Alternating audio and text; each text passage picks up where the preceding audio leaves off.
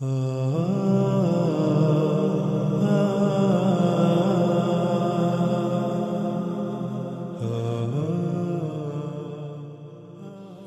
haqida ham ozgina aytib o'tamiz.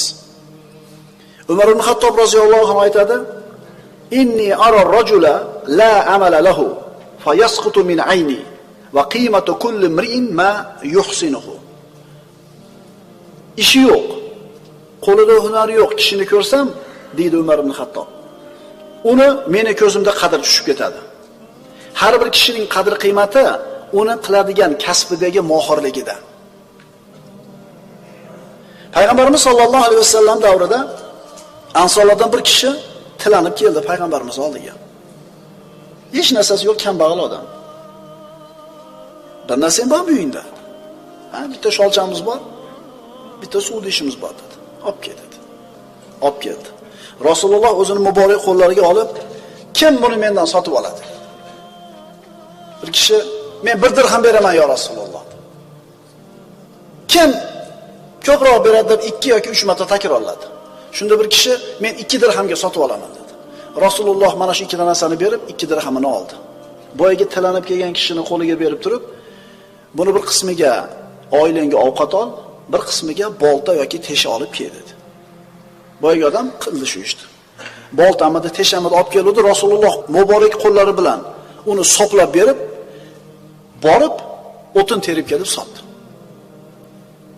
O'tin terib kelib sotdi. 15 kun ko'zimga ko'rinmadi dedi. 15 kun seni ko'rmaydi dedi. Ansoriy 15 kundan keyin keldi. Qo'lida 10 dirham pul to'plandi. Shu pulni bir qismiga kiyim sotib oldi, qolgan qismiga oziq-ovqat oldi. Payg'ambarimiz sollallohu alayhi vasallam oldiga kelganida Rasululloh aytdilar: "Hada khayrun laka min an tajiyal mas'ala nuktatan fi wajhika yawmal qiyamah."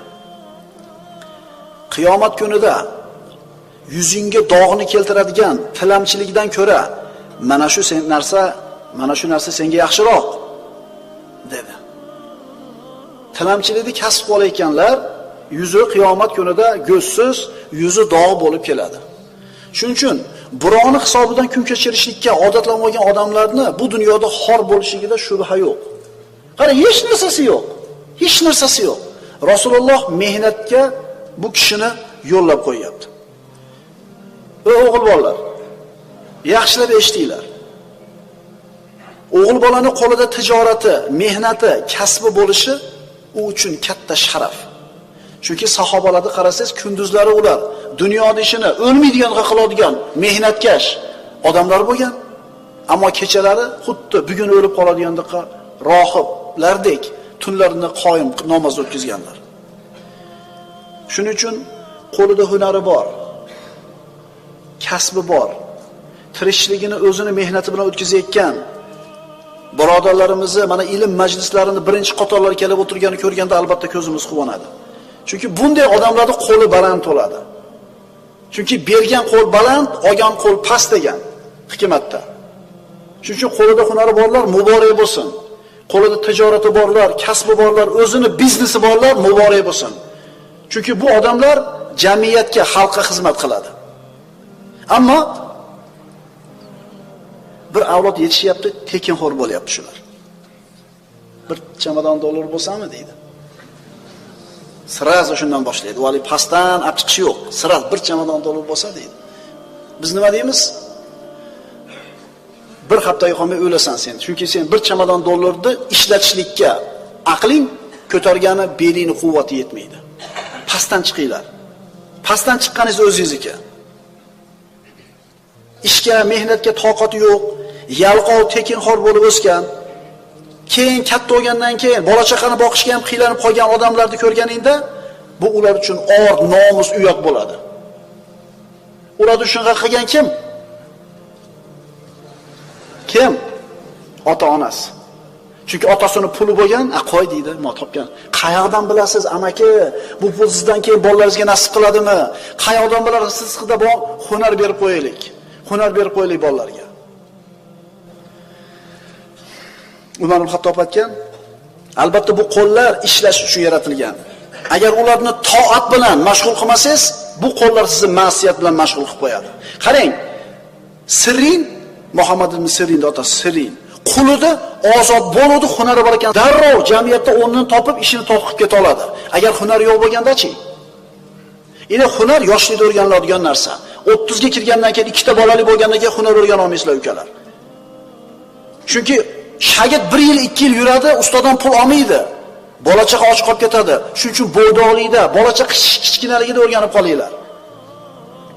Chunki albatta ish mehnat ham birodarlar ibodat. Agar siz qilayotgan hunaringiz Alloh harom qilgan ish bo'lmasa, siz qilayotgan hunaringiz namozdan to'smasa, siz qilayotgan hunaringiz ilm o'rganishdan to'smasa, halol ishlab klienti haqqini yemayotgan bo'lsangiz, mana shu ishingiz ham ibodat deyiladi.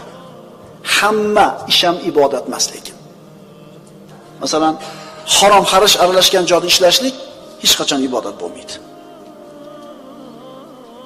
Payg'ambarimiz sollallohu alayhi vasallam bir kun masjidga kirsalar, namozdan tashqari vaqtda bir odam namoz o'qib o'tiribdi. Dunyo bilan umuman ishlamaydigan odam bo'ladi. Tirikchilik qilmaydigan. Seni qoningni kim boqadi dedi? Akam dedi.